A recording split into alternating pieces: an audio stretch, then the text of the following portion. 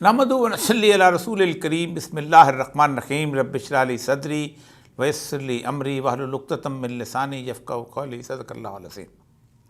معزز خواتین حضرات، قاضی فائز عیسیٰ صاحب کے فیصلے کی گونج جب پورے پاکستان میں سنائی دی گئی تو اس کے بعد تمام اہل حل و عقد سر جوڑ کر بیٹھ گئے اور وہ یہ سوچنے لگے کہ اس فیصلے کے بعد اب ہمارے لیے راستہ ہموار ہو گیا ہے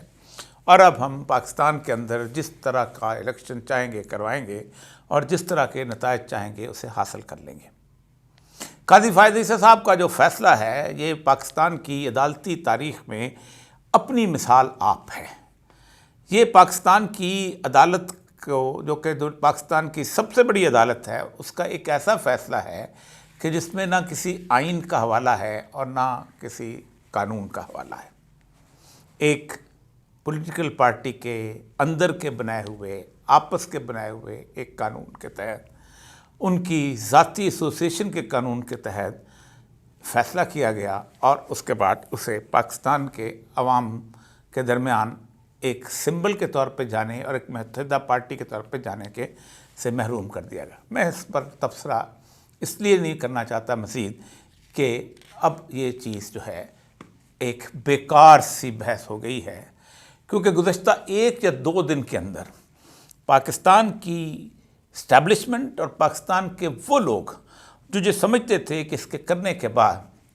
ایک ایسا ڈیمورلائزنگ ایفیکٹ آئے گا پوری پارٹی کے اندر اور عوام کے اندر ایک ایسی خوف کی فضا پیدا ہوگی کہ اس کے بعد ہمارے مہرے جو ہیں جن کو ہم جتوانا چاہتے ہیں، الیکشن میں لانا چاہتے ہیں، ان کا راستہ ہموار ہو جائے گا۔ لیکن تمام تر 2-3 دن کی جو رپورٹس مختلف ایجنسیز کی، مختلف ڈپٹی کمشنروں کی اور باقی لوگوں کی اس وقت اکٹھی ہوئی ہیں، اس سے اندازہ ہوتا ہے کہ یہ معاملہ کچھ اتنا آسان نہیں ہے اور عین ممکن ہے کہ پاکستان کے اندر الیکشن کا دن ان قوتوں کی شکست کا دن بن جائے کہ جنہوں نے مدتوں سے کم از کم 2 سال سے اس کو پلان کیا اور آہستہ آہستہ ہر طرح کی بدنامی مول لی ہے کہ مطلب الیکشن کمیشن جو ہے انہوں نے 14 مئی کو الیکشن نہیں کروائے، پھر اس کے بعد نہیں کروائے۔ ہر شخص نے اپنے لیے ایک سیاہ ترین چہرہ جو ہے وہ لوگوں کے سامنے پیش کیا اور پھر بھی اگر رزلٹ صحیح نہ آئیں تو پھر تو بہت خوفناک سی بات بن جاتی ہے، پھر تو ایک ایسی شکست ہے کہ جس کا آپ تصور نہیں کر سکتے۔ تو ان کو اندازہ یہ ہوا ہے کہ کانسٹیچوئنسی لیول کے اوپر اتنا آسان ہوتا ہے اپنے سمبل کے طور پہ مینج کرنا کہ جس کا انہوں نے شاید آج اس سے پہلے تصور نہیں کیا تھا۔ گزشتہ تقریباً آج سے بہت عرصہ پہلے جب تک میں نوکری میں تھا 5 پولنگ سٹیشنز 5 دفعہ جو ہے میں تقریباً ریٹرننگ افسر کے طور پہ میں نے کام کیا اور میں نے دیکھا کہ وہ جو کانسٹیچوئنسی ہوتی ہے اس کے اندر لوگ اس شخص کو اور اس کے کانٹیکٹ کو اتنا جانتے ہوتے ہیں کہ کسی طور پر بھی انہیں نشان کی ضرورت محسوس نہیں ہوتی۔ وہ اپنا نشان بتاتا ہے، وہ اس کے بعد اس کا نشان بدل بھی دے تب بھی وہ لوگوں کو بتا دیتا ہے، کیونکہ ووٹرز کی تعداد اتنی زیادہ نہیں ہوتی کہ آدمی وہاں تک کانسٹیچوئنسی لیول پہ نہ پہنچ سکے۔ اسی لیے جیسے ہی وہ 1-2 دن کے اندر یہ سارا ہلا گلا مچا اور لوگوں نے اپنے لوگوں کے ساتھ کانٹیکٹ کرنے کی کوشش کی اور ساتھ وہ لسٹیں آئی تو ایک گھبراہٹ کسی صورتحال اس وقت انتظامیہ کے اندر نظر آ رہی ہے۔ وہ اگرچہ کہ لوگوں کو بتاتے پھرتے ہیں کہ ہم یہ ہے، ہم یہ کر لیں گے، پھر یہ بھی بتاتے ہیں کہ بعد میں ان کی سیٹیں جو ہیں عورتوں کی سیٹیں ختم ہو جائیں گی، لیکن اگر لینڈ سلائڈ وکٹری آ گئی تو عورتوں کی سیٹیں اگر نون لیگ کے پاس سیٹیں ہی 4-5 ہوئی تو عورتیں کتنی آئیں گی، 10-15 ہوئی تو عورتیں کتنی آئیں گی۔ پیپلز پارٹی اور جو کیفیت بن رہی ہے ان کے حساب سے اسیسمنٹ بھی یہی ہے۔ آج حافظ حمداللہ نے بڑی عجیب و غریب بات کی ہے کہ انہوں نے یہ کہا ہے کہ KPK کے اندر لوگوں نے باقاعدہ ایک کہا ہے کہ اگر تم نے مولانا فضل الرحمان کی کارنر میٹنگ بھی کی تو پھر ہمارا اور تمہارا آپس میں کوئی تعلق نہیں۔ ایک جنرل پبلک ہیٹریڈ کی صورتحال جو ہے وہ چلنا شروع ہو گئی ہے اور یہ جنرل پبلک ہیٹریڈ جو ہے یہ محسوس کی جاتی ہے ہر جگہ،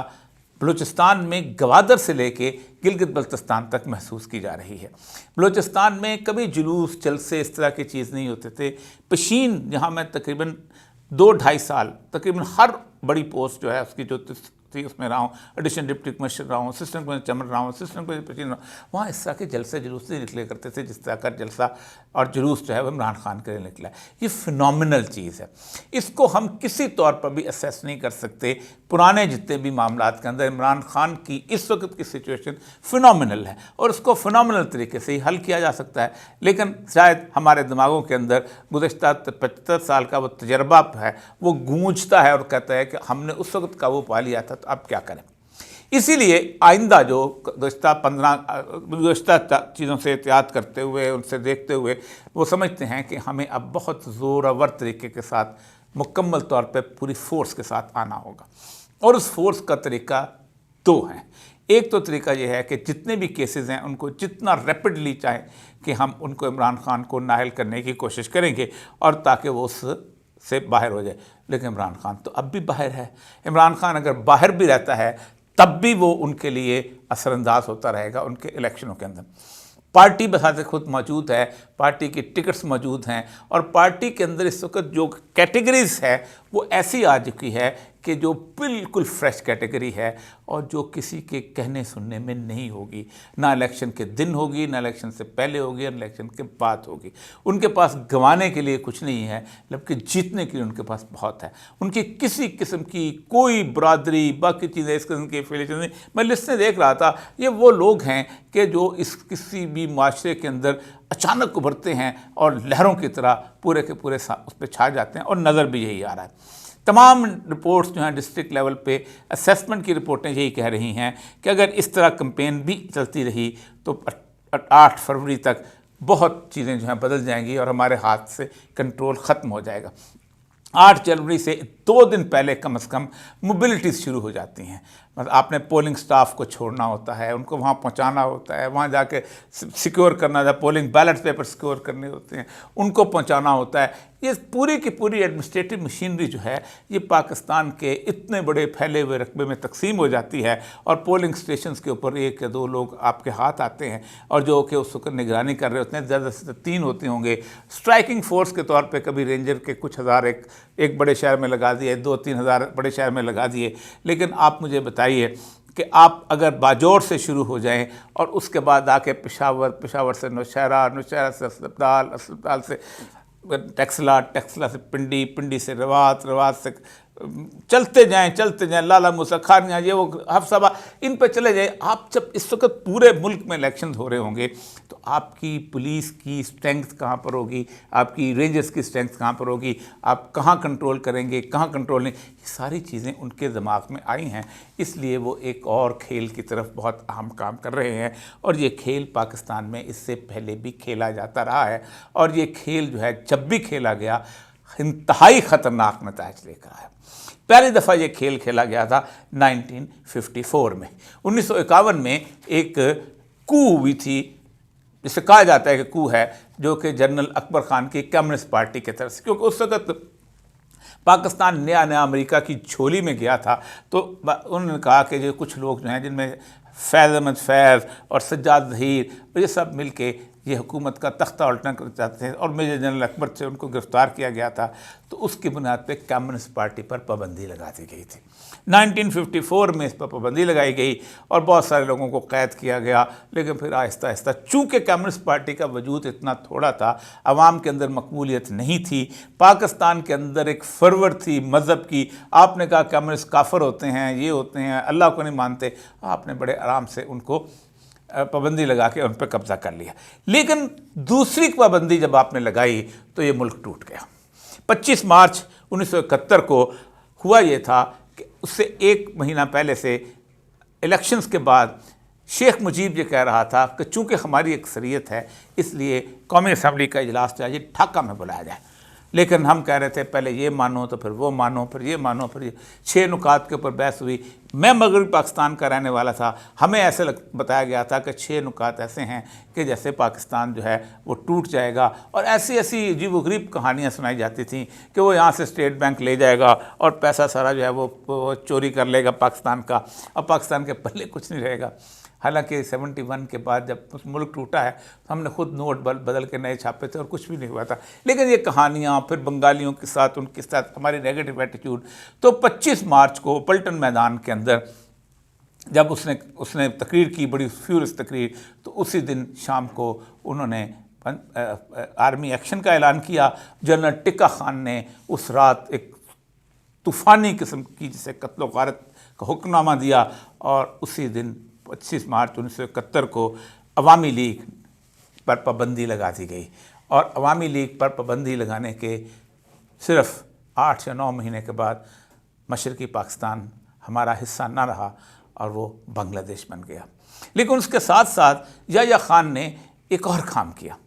اس نے ساتھ ہی یہاں پر جو اس کے مخالف, جو اس کے ہمدرد تھے, نیشنل عوامی پارٹی, خان عبدالولی خان کی پارٹی, اس پر بھی پابندی لگائی. لیکن ذوالفقار علی بھٹو کو جب اقتدار ملا تو اس نے اپنے طور پہ ان پہ پابندی ہٹا دی. لیکن ذوالفقار علی بھٹو کے آمرانہ دور کے اندر ایک دفعہ پھر جب بلوچستان میں آرمی ایکشن ہوا تو اس آرمی ایکشن کے دوران 1975 میں عوامی لیگ پر سپریم کورٹ میں پابندی لگا دی گئی, کیونکہ اب آئین بن چکا تھا اور آئین کے تحت کسی بھی پارٹی پر پابندی لگانے کے لیے آپ کو سپریم کورٹ میں جانا ضروری تھا. یہ پابندی جو تھی یہ پھر جس وقت 77 میں ختم ہوئی تو اس کو اٹھا لیا گیا, اور پھر ضیاء الحق نے ختم کیا, ان کو رہا کر دیا, اور حیدرآباد سازش کیس بھی ختم کر دیا. غداری اور تم یہ اور تم بلوچستان کو علیحدہ کرنا چاہتے تھے, سب کیا کچھ نہیں ہوا. آج وہ سارے لوگ جو ہیں پاکستان کی مین سٹریم پالیٹکس کے اندر موجود ہیں. آخری پابندی جو ہے وہ تحریک لبیک پر لگی تھی, اور یہ پابندی جو ہے یہ لگی تھی, بلکہ اس سے پہلے 2020 میں جی اے سندھ کے اوپر بھی ایک پابندی لگی تھی. وہ کہا جاتا ہے کچھ چائنیز لگائے تھے کہ جی اے سندھ اتنا سہا تھا, اور کہا جاتا ہے سی پیک کے خلاف لگی ہے. تو وہ آخری پابندی جو ہے یہ لگی ہے 2021 میں 13 اپریل, اور یہ ہے تحریک لبیک پہ لگی ہے. اس دفعہ انہوں نے الیکشن رولز کو بھی نہیں چھیڑا. اس دفعہ انہوں نے اس پابندی لگائی تھی ان پر جس طرح باقی ٹیررسٹ آرگنائزیشن پہ لگاتے ہیں, اور وہ ان کو اینٹی ٹیررسٹ ایکٹ یعنی 1997 کے تحت لگی. چونکہ اس دوران میں خاص طور پہ اس نیگوسیشن میں شامل تھا, اور میں سمجھتا تھا کہ یہ مجھے کہا گیا تھا کہ ان سے بات کریں, اور انہوں نے بھی یہ کہا تھا تحریک لبیک والوں نے, اور آخر وقت میں طے یہ ہوا تھا کہ ان کی پابندی اٹھا لی جائے. اور پھر چونکہ وہ اپیل میں گئے ہوئے تھے, اور پاکستان جو حکومت جو تھے وہ بھی اپیل میں گئی ہوئی تھی, تو انہوں نے پہلے ہی اس کو پابندی کو اس وڈرا کر لیا. ان کی نیگوسیشن ہو گئی, اور آج تحریک لبیک جو ہے وہ اس طرح اچھے بچے بن کے زندگی گزار رہی ہے. لیکن اس ساری صورتحال میں بھی تحریک لبیک کی جو موومنٹ تھی, اس موومنٹ کو ایک پرٹیکولر لیول پہ جسے کہتے ہیں کچھ افراد کی حمایت حاصل تھی, گروہ کی حمایت حاصل تھی, اسی لیے اس کو کچلنا ان کے لیے آسان ہو گیا تھا. لیکن اس کے باوجود بھی میں جانتا ہوں کہ جس وقت ان کی کاموں کی کے اندر وہ دھرنا لگا تھا, اور جس وقت ان کا پھر اس کے بعد اٹھ کے وہاں سے جا کے چناب پہ بیٹھ گئے تھے, تو کس لیول پہ ایڈمنسٹریشن خوفزدہ تھی, اور کس طرح وہ سمجھتے تھے کہ اگر ہمارا اور ان کا کسی طور پر معاہدہ نہ ہوا اور ہم نے پابندی وڈرا نہ کی تو شاید پاکستان کے اندر ایک خوفناک خونی قسم کا تصادم ہو جائے. ایک لمحے کی رودات کے اندر میں شامل تھا. اب مجھے یاد ہے اچھی طرح کہ کس طرح وہ نیگوسیشن کی گئی تھی, اور ریاست کو اندازہ ہو گیا تھا کہ ان کی طاقت کتنی ہے. آج وہ ٹھیک ہے, ہزار بات ہے, ان کو ٹریپ کا کیس لایا گیا, آج وہ اس حالت میں ہیں کہ بہرحال اپنی وہ ایک سیاسی تنظیم چلا رہے ہیں. اب کیا ہونے والا ہے؟ اب سوچا یہ کیا ہے, بلکہ سوچا کیا گیا, اس پہ عمل درآمد کا آغاز بھی کر دیا گیا ہے کہ اگر تحریک انصاف جیت رہی ہوئی اور جیتنے کے قریب کی صورتحال بنی تو پھر ہم اس پر ایک اور طریقے سے پابندی لگائیں گے. اور پاکستان میں اس وقت 9 مئی کا ہتھیار سب سے اہم ہتھیار ہے. یہ بالکل کہا جاتا ہے کہ یہ 9/11 ہے, یا کہا جاتا ہے کہ یہ اپنا اس وقت بہت بڑا جو ہے ایسا ہے جس کو ہم بھول نہیں سکتے. تو اس سے پہلے بھی یہ فکریں ہم سنتے چلے آ رہے ہیں. 25 مارچ 1971 کا بھی فکر یہی تھا کہ یہ بھی ہمارے لیے ایسا ہے کہ مرنے مارنے کا مقام ہے. اس 9 مئی کے واقعے کو آج ایک پولیٹیکل پارٹی کے خلاف استعمال کیا جا رہا ہے, لیکن لگتا یہ ہے کہ ایک دن یہ 9 مئی کا واقعہ عوام کے خلاف صورتحال میں نہ بدل جائے, اور عوام 9 مئی کے مقابلے پہ آ کے نہ کھڑے ہو جائیں، یہ میں اس چیز سے ڈرتا ہوں۔ ہوا یہ ہے کہ آج سے کچھ دن پہلے ایک اس پارٹی کو بین کرنے کے لیے ایک نوٹیفیکیشن جو ہے اس کو نکالا گیا ہے 5 جنوری 2024 کو۔ اس میں کیبنٹ کی ایک کمیٹی بنائی گئی ہے اور اس کمیٹی نے یہ کام کرنا ہے۔ کمیٹی میں minister of law and justice Ahmed Irfan ہے، کوئی اب تو جانتا بھی کوئی نہیں کسی کو، minister of information Murtaza Solangi صاحب جو خاص بغض رکھتے ہیں عمران خان کے ساتھ، اور منسٹر آف ہیومن رائٹس جو ہیں یہ جلال جارج ہے، خلیل جارج، یہ ہیں۔ یہ کرے گی کہ to examine the events leading up the incident of 9 May with a view to ascertain the identity and role of the mastermind planners, facilitator and executor, to analyze the cause and determine the responsibility for these events, to evaluate the immediate and long-term implication, to suggest and preventive measures, اور اس کے ساتھ recommend measures to strengthen the existing legal regime to deter such nuisance reoccurrences۔ اب یہ جو صورتحال ہے، ہمیشہ investigation کرتی ہے پولیس یا پھر جوڈیشری۔ یہ منسٹرز کی کمیٹی بنائی گئی ہے جن کو شاید الف بے بھی نہیں آتی ہو۔ اس میں منسٹر لا بھی ہے، وہ شاید اب اس کے پاس وزیر اعظم کے پاس چارج ہے، وہ شاید اس کے بن جائیں، اور جس طرح کے لوگ۔ اب یہ کمیٹی جو ہے یہ 20 تاریخ تک رپورٹ جمع کرائے گی۔ 20 تاریخ تک اسیسمنٹ ہو جائے گی کہ ان الیکشنز کے جو مختلف قسم نشانات ملے ہیں، حالات کیسے ہوتے ہیں۔ 20 تاریخ کو اگر یہ کمیٹی ریکمینڈ کرتی ہے کہ پاکستان تحریک انصاف جو ہے وہ ایک پرسکرائبڈ آرگنائزیشن بن سکتی ہے، تو اس کو الیکشن ایکٹ کے تحت نہیں کیا جائے گا۔ یہ اینٹی ٹیررزم ایکٹ جو ہے 1997، اس کے تحت، جس کے تحت تحریک لبیک کو بین کیا گیا تھا، اس کو بین کیا کرنے کی کوشش کی جائے گی، کیونکہ الیکشن کا جو رول نمبر 212 ہے، الیکشن کا رول وہ ہے dissolution of a political party. اس میں الیکشن کمیشن کے پاس خود کوئی اختیار نہیں ہے کسی پارٹی کو ڈیزالو کرنے کا۔ Where the federal government is satisfied on the basis of a reference from the commission or information received from any other source that a political party is a foreign aided political party or has been formed or as operating in a manner prejudicial to the sovereignty or integrity of Pakistan and is indulging in terrorism, the government shall by notification، government اس کی notification, اب 20 کو notification جاری ہوتا ہے، 20 کے بعد 10 اور 8 دن 18 دن رہتے ہیں، 15 دن کے اندر آپ کو سپریم کورٹ کے پاس جانا ہوگا۔ Written with in 15 days of making a declaration under subsection 1, government shall refer the matter to the Supreme Court, where the Supreme Court upholds the declaration made against the political party under such party may stand dissolved forthwith۔